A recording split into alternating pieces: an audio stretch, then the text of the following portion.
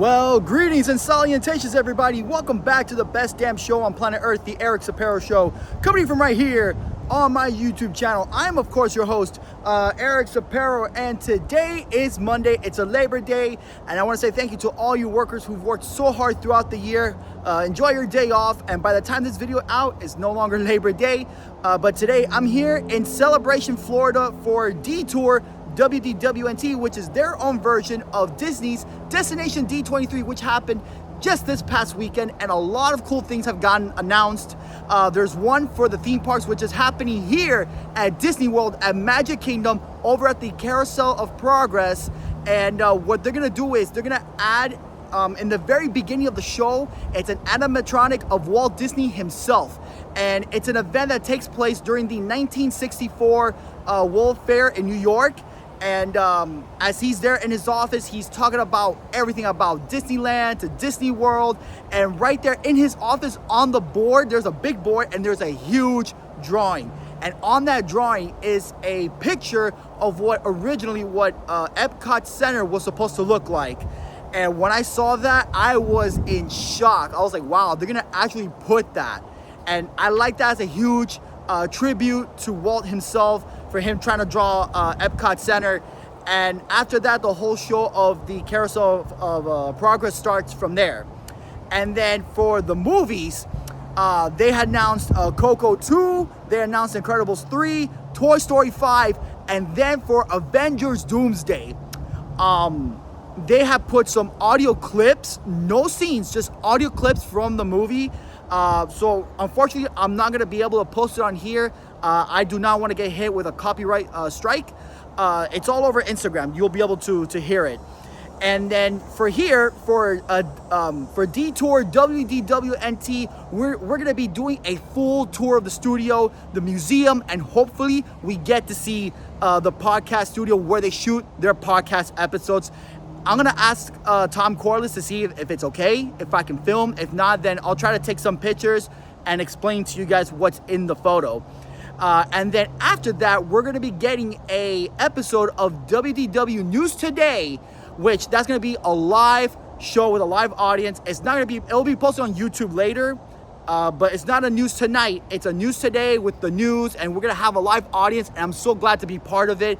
And then later tonight at 7 p.m., I'll be back here at the studio for a private event. What they're gonna be doing is they're gonna be bringing a Disney Imagineer, and they're gonna talk to us of what it took to build an entire theme park.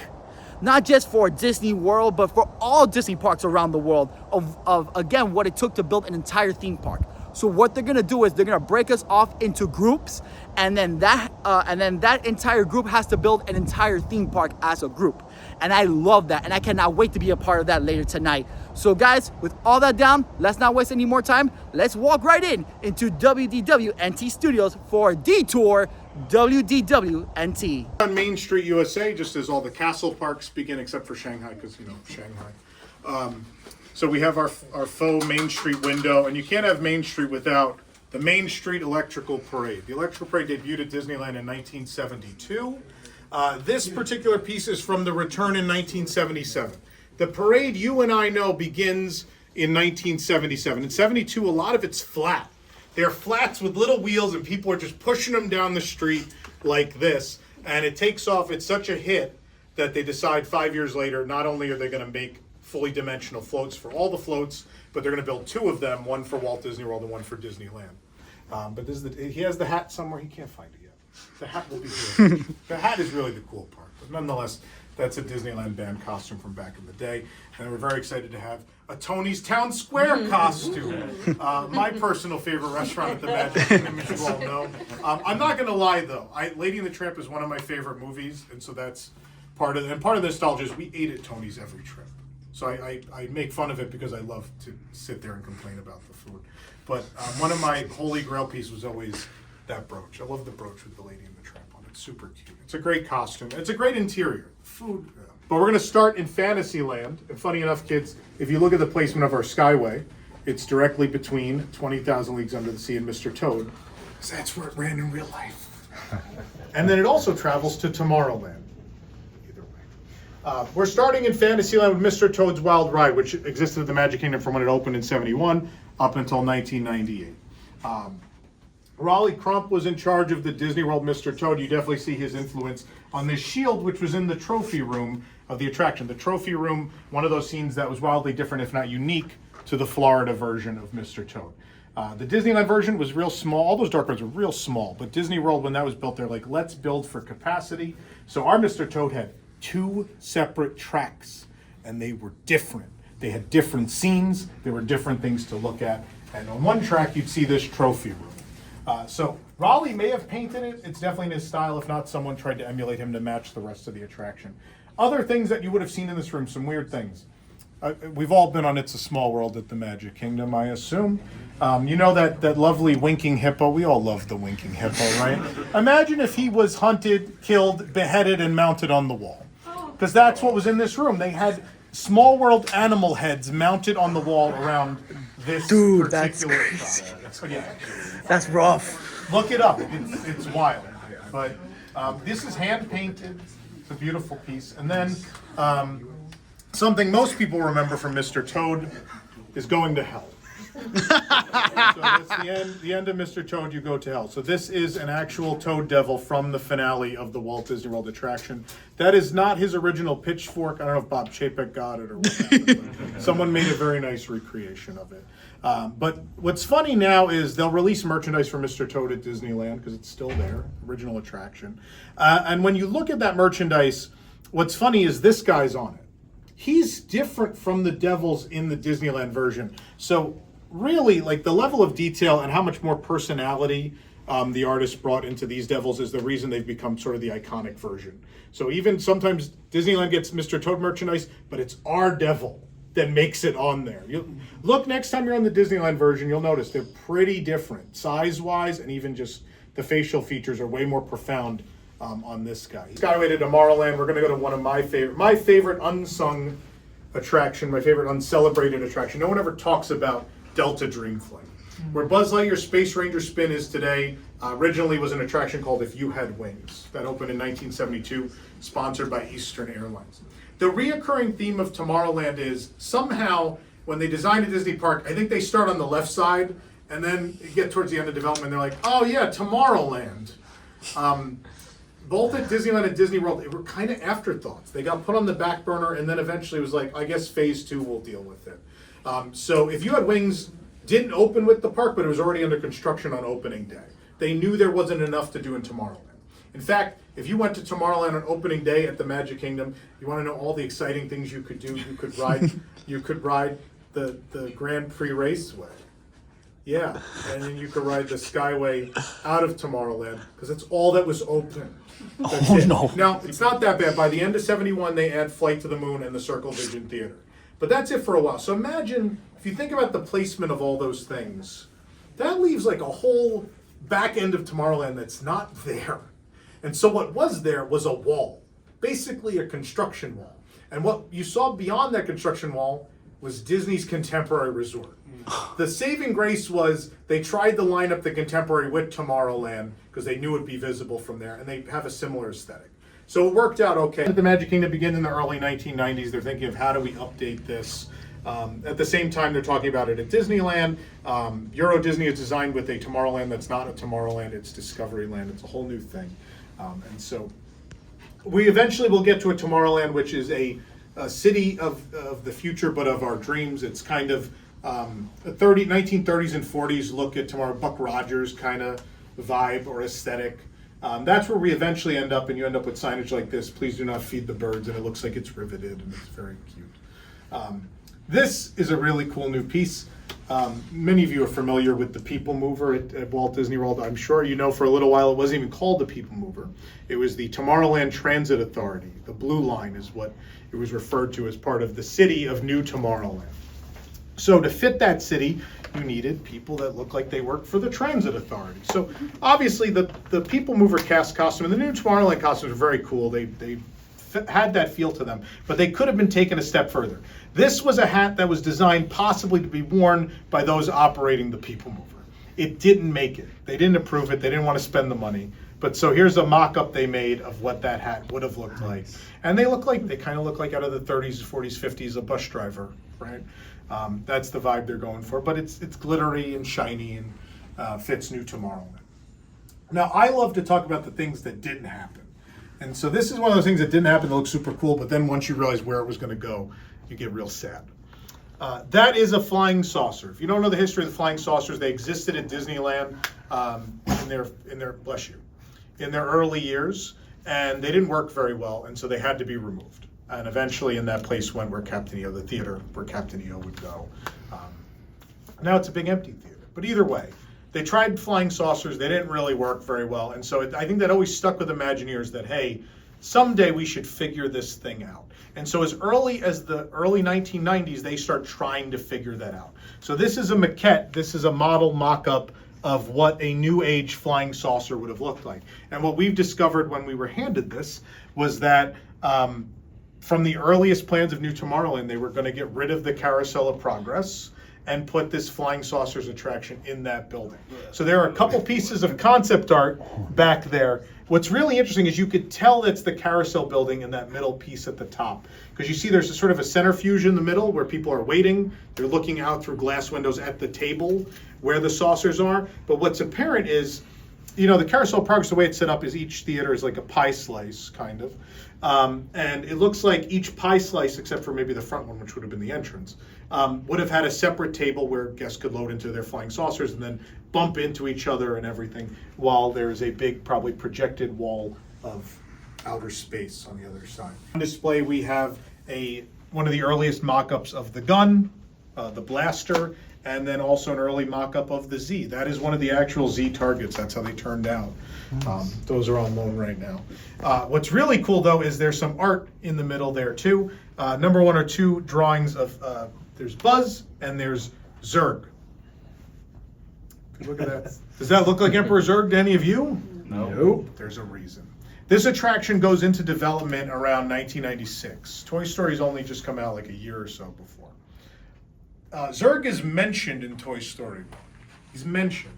They begin working on Toy Story 2, but no one knows what Zurg looks like yet. Pixar hasn't created the character. So WDI is already working on this attraction. They're like, we got to figure out what Zurg looks like. And so they draw this up. I think Chuck Ballou from Imagineering draws that up, and they give that to Pixar, and I think Pixar went, not quite. And so over the course of it, they kind of forced Pixar to figure out what Zurg looked like. And according to those on the project, there was kind of a back and forth. So Imagineers kind of influenced what Zurg ended up looking like in the movie. But that's what Zurg would have looked like if WDI had their way. What I love here is these are early mock-ups, early ideas for the ride vehicle and the blaster. So we start, the first idea, we really try to keep with the New Tomorrowland theme that they just fought so hard to bring together. And so it's very Buck Rogers looking, it looks, but it's also very toyetic.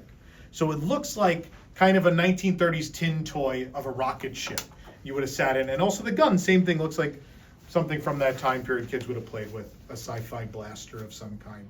As we progress this way, it's clear to see we are more inspired by the toy world of Toy Story as we progress this way, but still a pretty different ride vehicle design. Nonetheless, you can see we kind of morph into that here, and then by the time we get there, we're starting to look like what ended up being the vehicle for Buzz Lightyear's Space Ranger spin. Alien Encounter begins its life as an idea for Disneyland in the 80s. That doesn't, long story short, that doesn't happen. But what we have here is that's what the exterior of the Disneyland version would have looked like, with the oppressed worker. If you look, there's oppressed workers holding up the building, and above them are murals of all the accomplishments of Excess Tech, the evil mega corporation. Of course, Disney executives eventually asked Imagineers to tone that down a little bit. I think it hit home for some of them, and they asked them, please, like, we get it, but can you tone it down a little? What's funny is we think, if you ever saw Alien Encounter or even Stitch's Great Escape, this is what the theater looked like. That's what it looked like. What's funny, though, this concept art was not drawn for Walt Disney World. This goes back to that piece in the 80s. So way back in the 80s, someone drew the inside of the theater, and this made it all the way to the end of the project, which is pretty crazy because everything else didn't, for the most part, except the name Excess Tech. Up top, we have a version of the marquee. It's not the actual marquee, but according to those who worked on the attraction, it's absolutely from the mold. So someone made another one on the mold. Was it a test? Did someone want to take one home? Who knows? But that is actually off that same mold that the Alien Encounter marquee was made from. If we talk about what's in the case here, this Disneyland facade, when you get a chance to come back through here later, notice on the end, there are these big black eagles where the people mover at Disneyland would have went through the building. We're trying to establish that these are bad guys. They're aliens, but you get the idea. They're bad people, guys, monsters, whatever excess tech is. They're not good. And so we're establishing with the color palette, with maybe authoritarian government vibes with the big black eagles, we're establishing you should be uncomfortable. Something bad is going on here. So those eagles in maquette form, so these are actually modeled by an Imagineer. And there's a first attempt. He didn't like how it was going, and then there's a finished product here. And that's about the closest we get to Alien Encounter at Disneyland. Of course, Alien Encounter does open at Walt Disney World, the first version in 1994. Depending who you ask, we never solved the mystery, which tells you, even within the halls of Imagineering, it is up for debate. Was it too scary or was it not scary enough? They literally argued on stage at our event as to what the true story was. So we'll never know. We'll never know how people felt. But either way, it opens for a couple weeks in 1994 as a soft opening. It doesn't work out. They close it. They rework it. Summer of '95, it finally does open as the version some guests got to see. I say some because it didn't live a long life. So on display here, we have some memorabilia. There's the very rare Skippy hand puppet. There are the action figures that were for sale. The alien came originally in a tube that was mostly obscured because Imagineers fought them real hard. They're like, we don't want people to see the alien. Don't let them see the alien. We think it's scarier if you don't know what it looks like. You catch a glimpse with a flash of a strobe light, and your mind creates the rest. And it kind of, their belief is in your head, you'll create whatever the scariest thing is to you. But then there were others who built this beautiful giant audio animatronic who were like, can we let people see it? We worked on this for years. Either way, when it came to merchandise, originally they hid the alien. You just had the little crack in the glass. So, I mean, he was $25 back in 1995, which is expensive for then. And that was a big leap for you to think, like, I hope I like this because I can only see a little bit of the face through the plastic. But of course, Skippy was very marketable. He was cute and cuddly and fuzzy and wonderful. And so this is actually my childhood Skippy in the middle here, the big one. But he has been joined by his various other friends. We have Beanbag Skippy. There is Medium Plush Skippy. And my personal favorite, Fanny Pack Skippy, is hanging out down over there. There are some new, I know many of you have seen this before, there's some new additions. Number one, you'll notice it's in its folded out form in that case, we'll talk about in a second. But this is a fun little document that was given out at Imagineering that lists everyone that worked on New Tomorrowland, and it separates them by project. So here we have the back displayed, and it has essentially the credits for Alien Encounter, everyone who worked on the attraction. Below, there is a photograph that you're not supposed to have seen. It's upside down. I gotta fix it. It's inside the theater while they're doing installation. It's upside down. I'll fix it after this. Okay. There is the blue polo shirt. That is the project team shirt.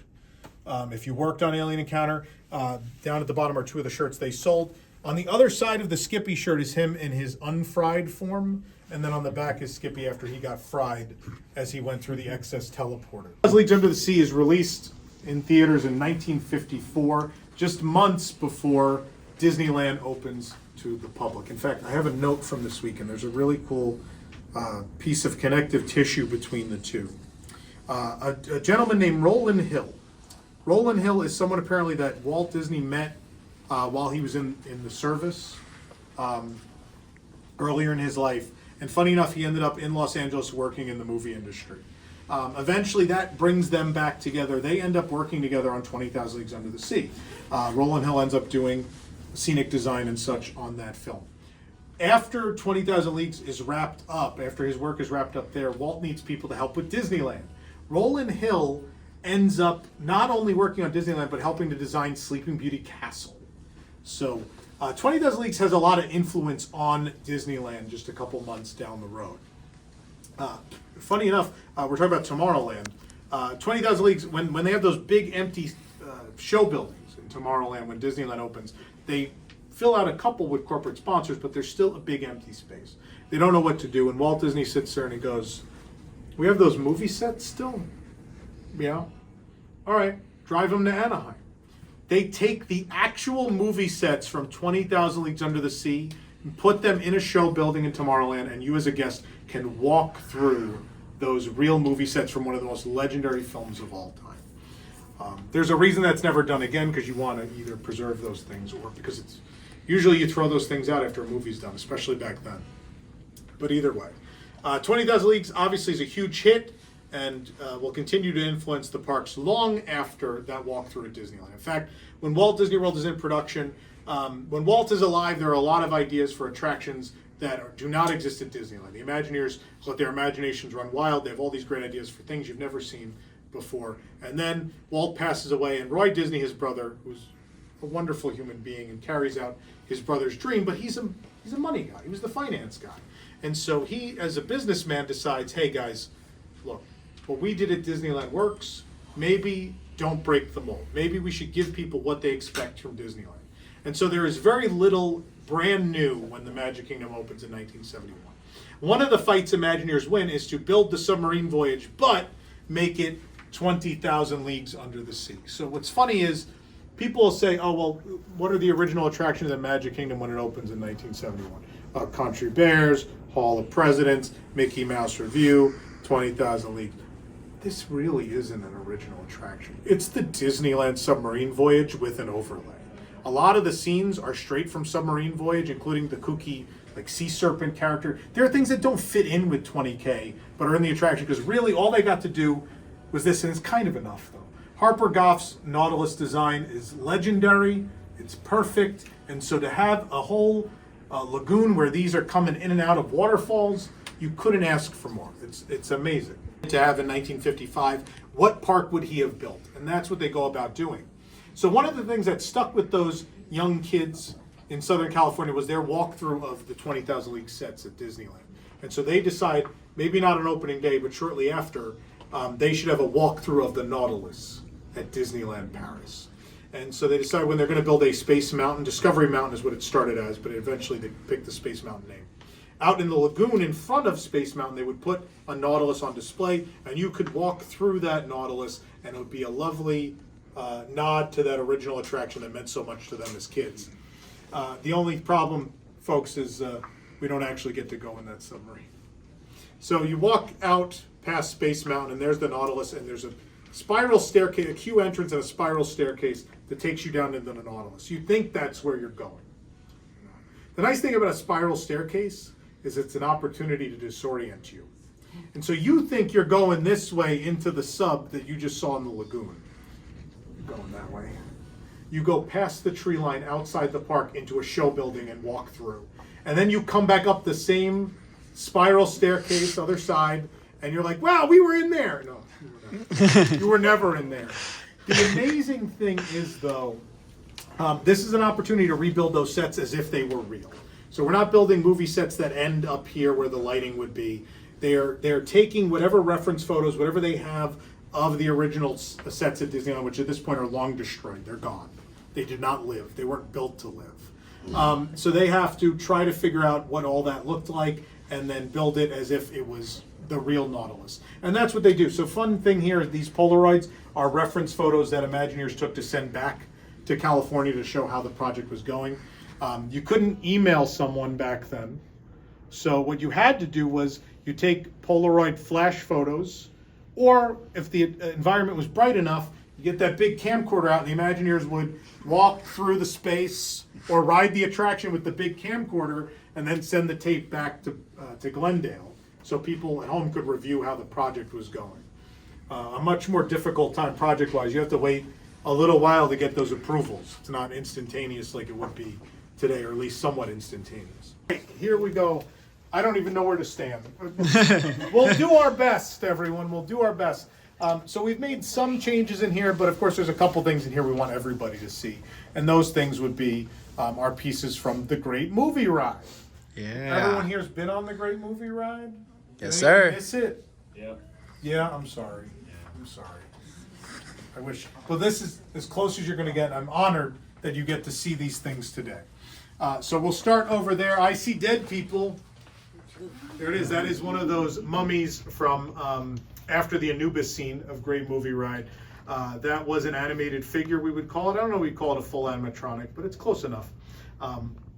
What I love, there are two things I love about having this on display. Number one is we put a light on it, which they had show lighting on them, so they're in the dark and they're meant to be scary, and so you kind of see them, but you can't really see all the detail. Look at the amount of detail on that figure that no one ever got to see, but it was there the whole time. It's a beautiful piece of art. The other thing I love is we get to see what we were never meant to see, which is down below, underneath. There's a Mapo sticker down there, which is super cool. But the coolest part is that it says Great Moments. Those of you who've been on the tour before, I don't want an answer from you because you already know the answer. I'm going to spoil it. Those of you who've never been on the tour, why does it say Great Moments on the bottom of the Great Movie Ride figure? Anybody? Was it a project code name? Not quite, but close. That's the best guess we've had, honestly. Yeah, Lori supporting it. A lot of people will say like, oh, Great Moments of Mr. Lincoln, which I understand, that's what it's called, Great Moments. So the original name of the attraction was going to be Great Moments at the Movies. That's what the Imagineers had decided on. In comes, stop me if you've heard this one before, Michael Eisner. Yeah. Michael Eisner comes in and goes, hey guys, I don't know that people are going to know what this is. What is Great Moments at the Movies? We should call it The Movie Ride. And Eric Jacobson and everybody on the team's like, oh no, what are we going to do? And so Eric's like, maybe I can at least meet him halfway. And so he talks to Michael. He goes, Michael, can we at least call it The Great Movie Ride? And Michael goes, yeah, whatever. And that's how we got The Great Movie Ride. Continuing with our movie ride story are these three props here. This, of course, one of the girls from the Busby Berkeley sequence at the very beginning of the attraction. You may notice the first tour we ever did, someone's like, what happened to all the stones? And I'm like, I think they just fell out over time. And honestly, you were so far away from them that I don't think, what you see right now, with the light hitting it, they sparkle and shine anyway. Yeah. You wouldn't have even known. It's not the Disney you and I love, which is the attention to detail, but nonetheless, it worked for the show. So, yes, she was on what was originally a spinning cake in that sequence, and also it had water effects. There was water shooting, but there was a problem. The water was shooting into the ride path sometimes, and it would shut down the ride. And so the water went away first. Then the cake broke and stopped spinning, and so they just left it there. And so she may have faced a wall for 30 years or 26, 7 years. We don't know. Either way, she smiled through it all.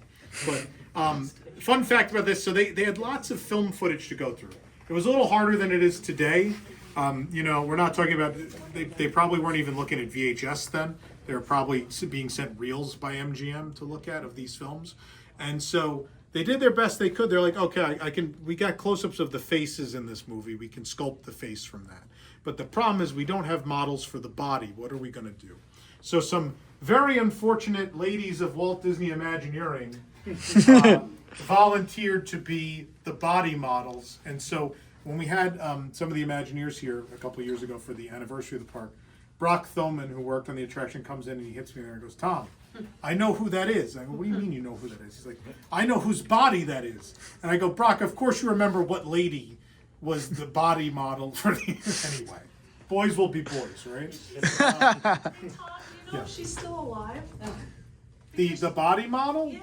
I don't know because I didn't push Brock for further information. Like I didn't want to I thought it was creepy. It's like, I have your body in my museum. What? Can I ask if you're alive? You should invite her down to sign her model. That would be cool. I'll have to ask Brock. I didn't think about that.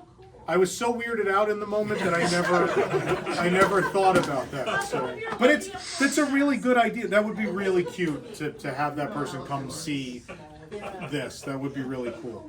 Of course, the problem would be like there were 3 models, and so will everyone remember exactly what their body looked like?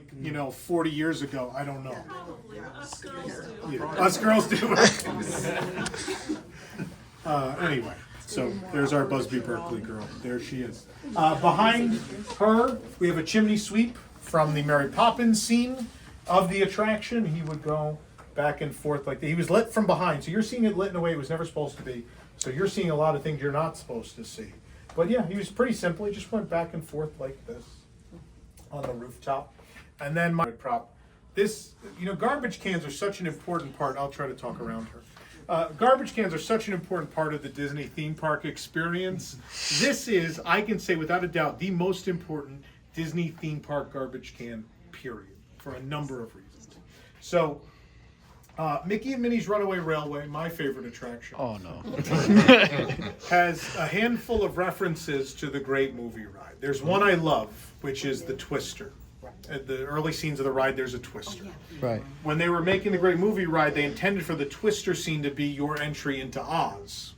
Unfortunately, they were already having fights with MGM about film rights up until the finish line in 1989.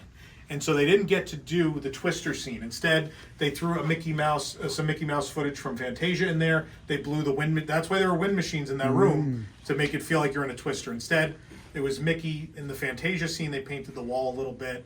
But if you ever wonder why the wall was slanted, it's because it's supposed to be the Twister. The Mickey wasn't supposed to be looming over you. It's because they would have shown the house spinning and the Twister on that screen. So in Runaway Railway, in that Twister, there is a mailbox. That mailbox says, "No place like home." It's a loving tribute to the Wizard of Oz sequence of what they never got to do in movie. There's then a second reference, which I hate, which is the poster that says "The Great Moving Ride." It's in the carnival section. Oh no. And it's making fun of it being a slow moving ride. It's people on an escalator. The Great Moving Ride. Okay. We'll see what people say about Runaway Railway in 5 to 10 minutes. The third reference is before you go into the factory, there's a garbage can. Okay. And we'll talk about why that garbage can is there. This garbage can is from the gangster scene of the Great Movie Ride. When Muggsy would hold up your ride vehicle, your tour guide would have to leave the vehicle at gunpoint. Family attraction. Tour guide would leave the vehicle at gunpoint and be held up. And so they had a mark to stand up because they're going to interact with Muggsy from their new standing, their new vantage point, and Muggsy's going to come down and steal the vehicle. So while Muggsy's stealing the vehicle, they come out to here, and what would be their cue to start speaking from out in the set would be this garbage can would shake and rattle, play that cat noise, and that told them it was time to start interacting with the scene. There would be a broken pipe. Shh. There was like a broken pipe right here that kind of went towards their face. That's where the microphone was hidden, so you could hear them from outside the vehicle. But this garbage can was important to so many. We've had so many movie writers or cast members that worked at the movie ride that have come through here. This is the thing that gets them emotional because they worked with this prop every day. Every day they looked at this garbage can and interacted with it. So it holds a lot of memories. And so this is important because it holds those memories, but it's also important because it's been given that importance because it is one of the things that's referenced today in Runaway Railway. There is a garbage can outside the factory, depending which car you're in. As you go by, that garbage can will shake and rattle and play that noise. It is an homage to this specific garbage can. So when you get the chance later, when you come over, you can set off the cat noise, but also look inside. All the mechanisms that made it work are still in there. So you see the pneumatic tube is there. The mechanism itself is all still in there, and the cat will unfortunately meow at you when you do that. Am I doing it on time? We still got time. Real quick, back wall. There's a lot of fun tchotchkes down there if you want to look later. The other thing is there's a sign right behind you that says, "Warning, do not pull drawer." What do you think you should do? Pull the drawer? Pull the drawers. Please feel free. There's some cool stuff in here. Take a look. Catwalk bar. Did anyone ever go to the catwalk bar? No. No?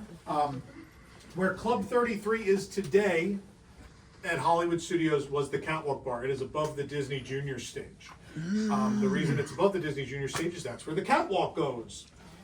That didn't open as a show venue. That soundstage was a restaurant. In fact, it was called the Soundstage Restaurant. There's some art of the Soundstage Restaurant in the lower corner there of that piece, if you're wondering what it looked like. You can easily Google for photos as well. But if you've been to the Brown Derby, has everyone here been to the Brown Derby? Nope. No? Okay. Well, you can do this without eating at the Brown Derby, although you should go get a Cobb salad for the sake of your life. Right. It's a wonderful thing, and it's relatively cheap. But if you go to the Brown Derby, there are the restrooms. If you've been to the restrooms of the Brown Derby, when you go to the restrooms, there's a large lobby in front of said restrooms. There's an elevator, there's stairs, and there's the bathrooms, and then a big open space. That's because that was the lobby for the Catwalk Bar. In fact, above those doors, there are doors to the outside from the Brown Derby restroom area. The reason those are there is because that was the entrance. So above the entrance on the Brown Derby facade was this sign right above. This is all stained glass, it's beautiful, and my favorite element of the whole thing is not only the artistry that went into, okay, we're gonna do the stained glass, but it has to line up perfectly with these little spotlights. I really like the and the bar because that's not stained glass behind those. Those are covers from spotlights. So it is a sign for a catwalk establishment built with pieces of lighting. It's pretty great. And it's crazy because this was way above people, and I don't know that people would have really noticed, but the detail was there the whole time. It's a really gorgeous piece. But Catwalk Bar was there for quite a while with the Soundstage Restaurant. Eventually, Soundstage Restaurant became the first Playhouse Disney show, Bear in the Big Blue House, and then Playhouse Disney Live. While those were happening, the bar was still upstairs. And so people were drinking, watching Playhouse Disney and Disney Junior. People were just getting sloshed while Bear in the Big Blue House is singing Goodnight to the Moon. Dude, that's hilarious. Or maybe they were singing to the moon too at that point.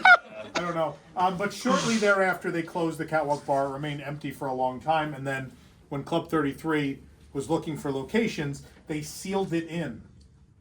What's cool, if you ever do get to go to that club location, there is a bar. The bar is exactly where the bar was for the Catwalk Bar. But the coolest part is because it's all very 1930s, 40s Art Deco. So they tried to put an homage in that made sense with the new aesthetic.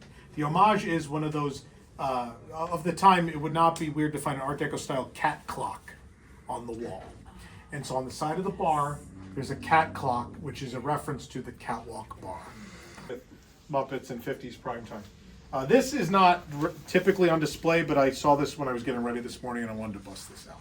This is really cool. I love this. This is a Project Team t-shirt. It's not uncommon. You saw when we looked at the Tomorrowland stuff that they get a gift at the end of the project. It's typically clothing. It's not uncommon. This is not specifically for people who worked on the Great Movie Ride. This is specifically for people who worked on the Wicked Witch of the West audio animatronic, because she was the most complicated to date, the first of that kind, that series, which influenced a whole new generation of animatronics. And they called themselves the Witch Doctors.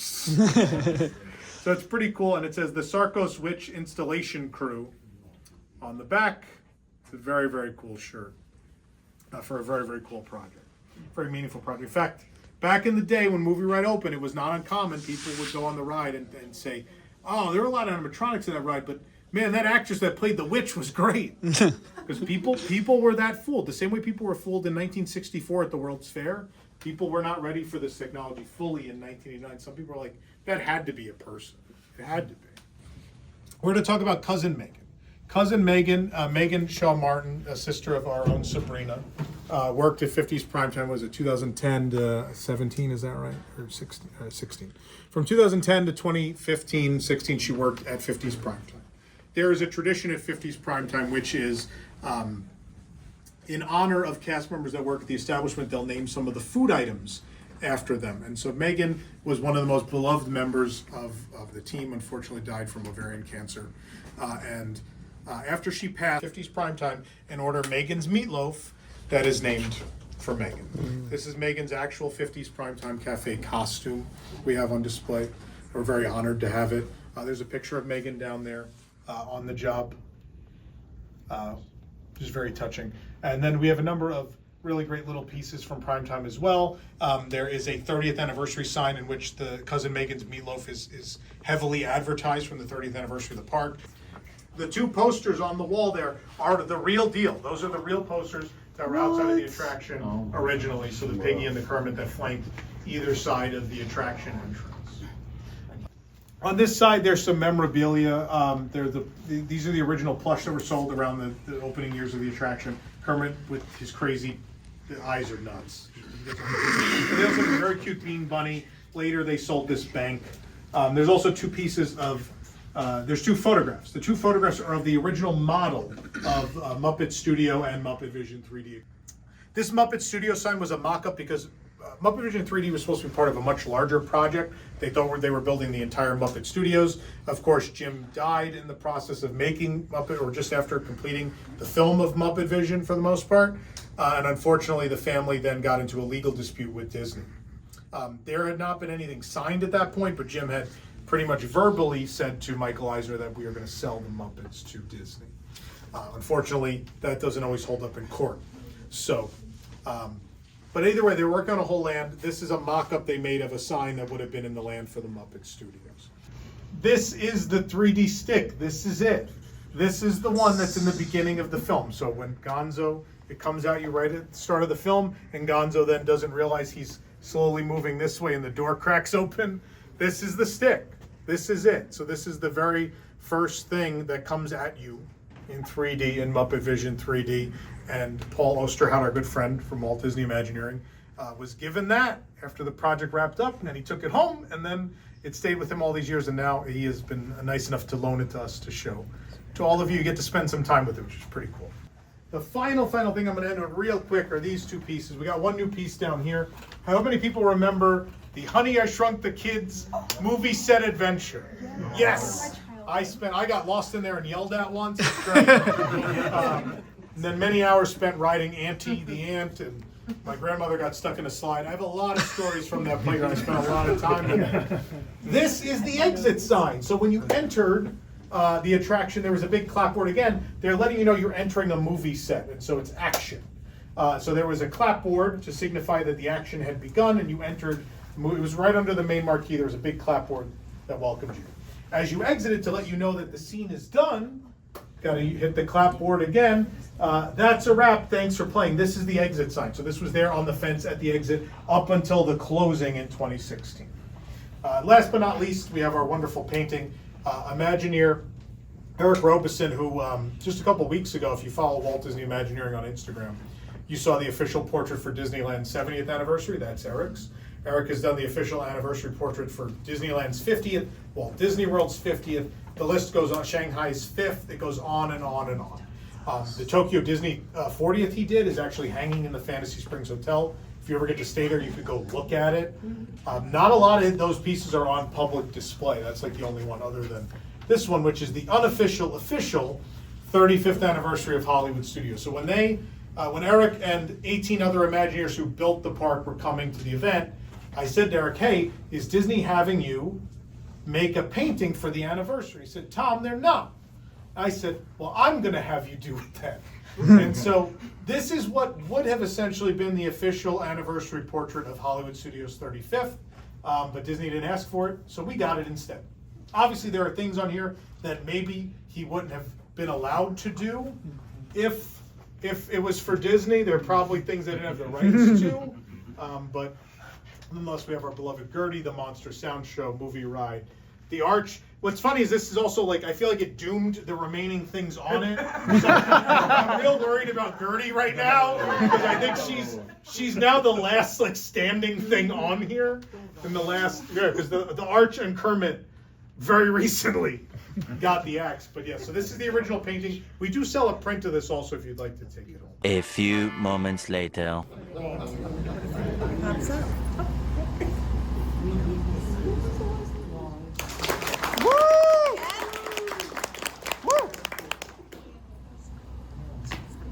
We're trained monkeys. Yeah. Woo! Oh. Don't play with the balls. The Gertie can.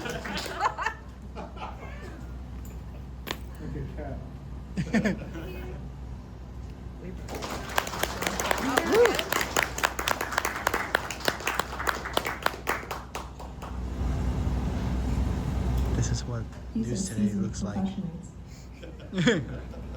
Guys, what you're seeing is what News Today looks like. I'm sure for some of you, is this your first live show with us?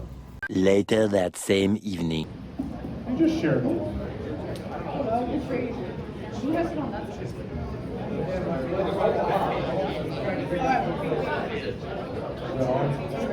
I have no idea. Oh, it is. Okay. I just have to put it closer to my mouth. Are you ready? All right, our next groups. We have everyone's attention, please. And I'm gonna not do that. There we go. I'll stay back here. I don't know. Yes. Okay. Welcome to Poke Park.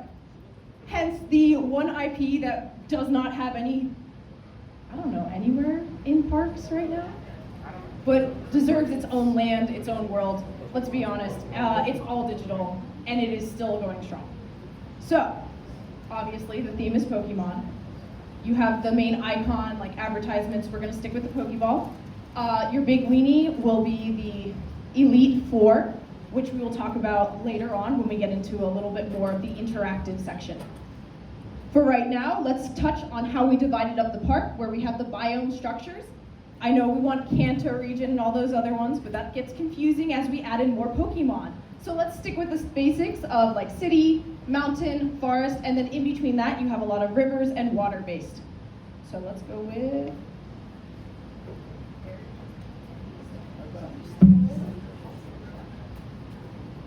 All right, so we're gonna start off with the forest biome.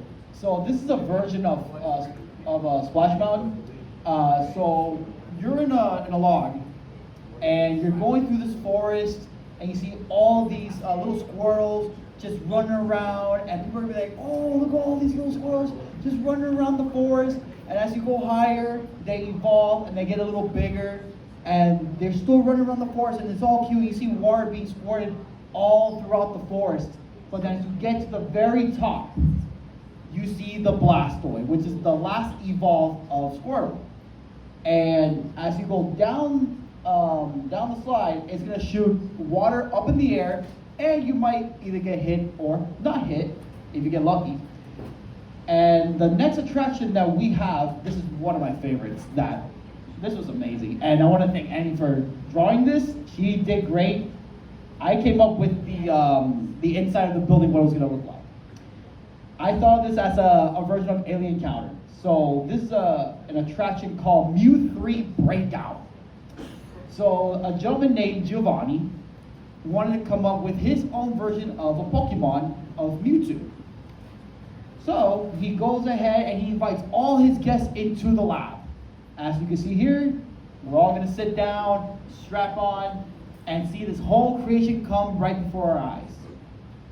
And suddenly he missed it by one calculation. And out was a Mew 3, and it's a scary version of Mewtwo. And basically, the guests are just crapping themselves. They have no idea what's literally gonna happen. Either it's gonna touch their legs or touch their hair, whatever the case is, and the kids might not like it either. They might have nightmares that same day. And that's literally the theme. It's a horror ride. And one of my favorite that I came up with, I gotta thank Velocicoaster for this inspiration. We called it Charizard Escape. So it's a thrill coaster. It's an e-ticket attraction. So as you enter into the layer of Team Rocket, basically you see all the Charizards with their muzzles on. They're trying to break free, and they're all pissed. They're trying to escape. And suddenly Team Rocket has them captured, many Charizards in their quest, and they're trying to take over the world. As guests enter, they see Ash trying to break free of all the Charizards. As you get to where you're gonna be sitting in your coaster, you're gonna lean back, and suddenly you see Ash finally breaking out all the Charizards. And you take off, and you start flying just like a Charizard. You finally break free, you see all the fire being thrown all over the place. And that was my inspiration of Velocicoaster with Charizard Escape. And also we got loops, which I'm not a fan of loops. But I'm pretty sure people will love it, and they're gonna think this is an awesome coaster. This is the main attraction for Poke Park, and you guys gotta try it out.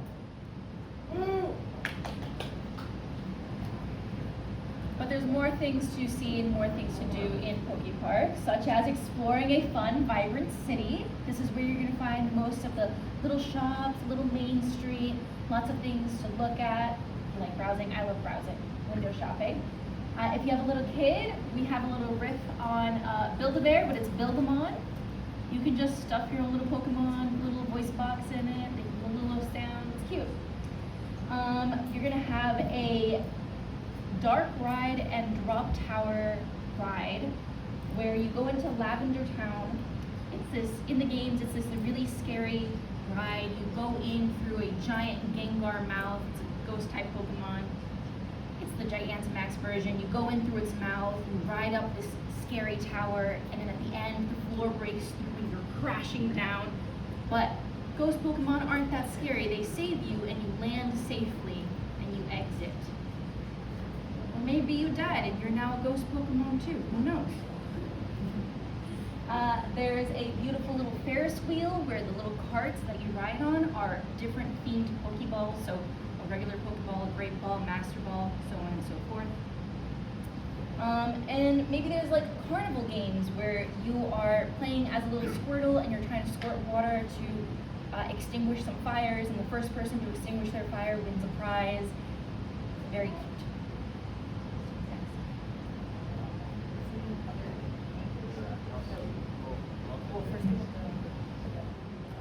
I'm on food and entertainment. I don't remember where they stacked it on the board. It's over there where the edible dog is.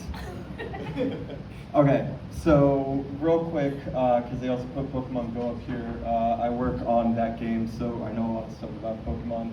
And in knowing stuff about Pokemon, I know a lot of Pokemon that you can eat. Because it's a joke amongst us that you can eat a lot of these things. So we have, Pokemon that are basically bred, and you can eat those. Or Slowpoke tails, which are nice and, that umami flavor. Or there's also, the berries, and there's milk, and there's ice cream Pokemon, and all these things that you can have theming on to eat them, as well as all the other entertainment. Yes, so there will be multiple kind of character meets. So you'll be able to meet the Team Rocket, which are, the baddies. You can meet some of the good guys like Ash, Misty, Brock. And then there will also be Pokemon meetups where you can meet up with like Pikachu and Eevee, which they've done that, in Japan as well.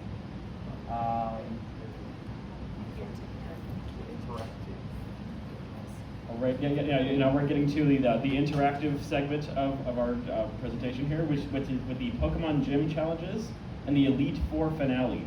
So each biome, including the forest, city, and mountain biomes, will have a gym in each one of them. Yes, the guests will catch their team of 6 Pokemon via the Pokemon Snap Omni Mover attraction that'll go around the perimeter of our theme park here. And once guests have completed at least 3 gym badges, they will come and go into the city biome to go fight the Elite Four in an epic showdown.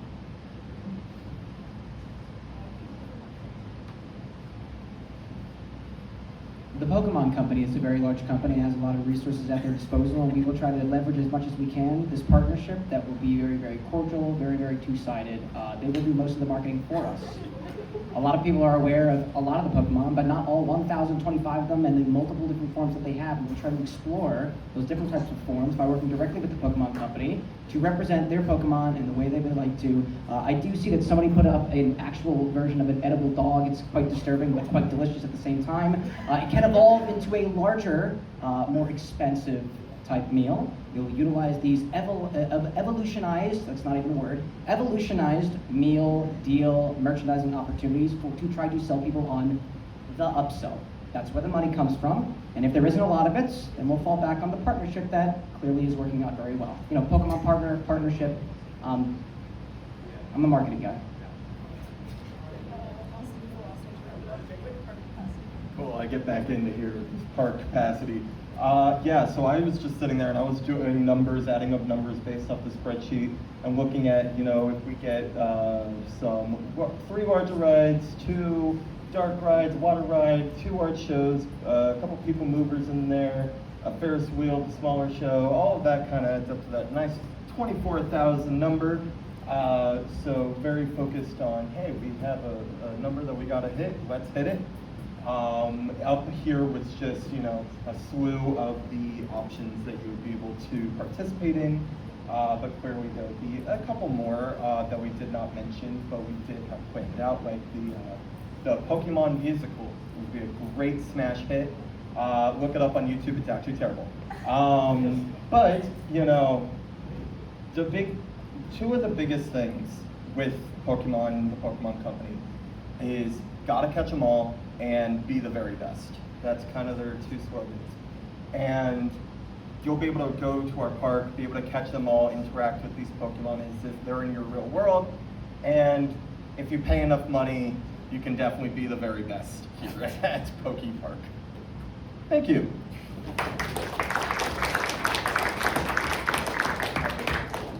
That was really well done. I mean, you guys covered, I think, everything that I would look for in a pitch.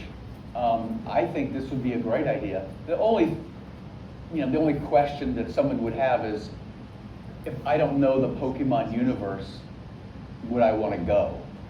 Is there something that, like, it doesn't matter if I don't know all the Pokemons, or it's still going to be a good experience, it'll be fun. And so that would be a question that you might, if you're pitching to the Pokemon company, they're going to go like, perfect, where do we sign? If you're pitching to a developer that's in a shopping mall or somewhere, they're going to go like, yeah, but I don't know Pokemon, why would I come? So be prepared for that kind of, well, you don't have to know the Pokemon universe. It's great storytelling. The characters are friendly for little kids to adults. There's a huge marketing opportunity here. There's a lot of people who are Pokemon fans that would definitely make a journey to come to this park. So other than that, great job. All right, everybody, I just finished my private event with this group right here. Amazing group of people. We just created our own theme park. It was a lot of fun, a lot of brainstorming, and this is what we came up with. Let me see if it works. So we came up with a Pokemon theme park.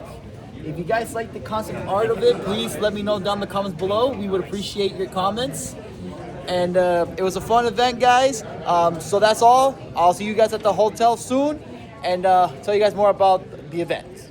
Finally, I am back at the hotel for where I'm going to be staying this entire week in Orlando. And I have to say, I had such an amazing time over at the WDWNT Studio for DETOUR WDWNT. So before I talk to you guys more about the event, so this shirt that I'm wearing here, it is the Sunset on Spaceship Earth. This is from Carousel of Products. They also have a website where you can get this exact same shirt at carouselofproducts.com. Please check them out. I'll leave the link down in the description below for you guys to check them out. So now on to the event. So DETOUR WDWNT, it started off with a fun tour of their museum and all the props that they have from all the attractions, and I got to learn so much about these props that they have in their studio and in their museum. Unfortunately, we did not get to see the podcast studio area. We had a lot of people. We had a big group, so Tom wouldn't allow us to go to the podcast studio. And then later, after the tour was done, we got to go inside the studio for a live broadcast of WDW News Today, not News Tonight. For those of you who don't know, I love watching News Tonight. It's one of my favorite shows to watch on Thursday nights on their YouTube channel, on the WDWNT TV channel. But unfortunately, they're going to be canceling the show soon. February 5th is the last day and the last episode of WDW News Tonight. So today they did a live broadcast of News Today, which that video will be out on Wednesday, which if anything, I might leave the link down. I might leave the link to that video down in the description below, so you guys can check it out. If you guys are not subscribed to WDWNT, please subscribe to them. Great group of people. And later on, the private event has started at 7. There's a Disney Imagineer. I can't remember the name. I'm gonna leave it down here in the bottom of the screen of the guy. He's a Disney Imagineer. He still works for the Disney company. He worked for Universal, and he's done so many projects. He's worked on the original Epcot Center. He worked on MGM Studios, and again, so many other fun projects he has worked on. And the group of people that you saw, I met those people today at the studio. I got to know who they are and where they're from, and we just got along. We had a great time, and we broke together into a group, and we created our own theme park. And I actually have a prop from the event that I took from the project that I worked on. Let me pull that out for a second. I have it right here. So I wanted to first of all thank this girl Annie, who I got to meet at the studio. She did a really good job of drawing me 3. This is it. This is what she had drew. I'd say she did a pretty good job. I'm not gonna complain about it at all. She did a great job, and I love it. I'm gonna keep this. And then I drew this. This is like a concept of alien encounter. If you've never been on Alien Encounter, there's drawings of what the building looked like inside. There's promo videos you can find on YouTube. So I drew this, and I love it. And this is the best drawing that I could do. And so again, I had a great time, and I hope they do more of these, because the more events they do like this, I'm gonna come as many times as I can. And again, I hope they continue it, because I had so much fun, and the vibe in that building tonight, in that studio, was a positive vibe, and a lot of people loved it, and I hope Tom can do more of these. All right, everybody, well, that'll do it for this episode of the Erick Cepero Show. Thank you guys for watching this video, and thank you for making this video as a part of your day. If you're new to the channel and you're watching this awesome and fun video, please hit that red subscribe button. Please be sure to hit that notification bell for when you get notified a brand new episode of the Erick Cepero Show. It's up and running for your viewing pleasure. And please select all notifications so you never miss another episode of the show. For TECS, this is Erick Cepero saying, in case if I don't see you, good afternoon, good evening, and good night.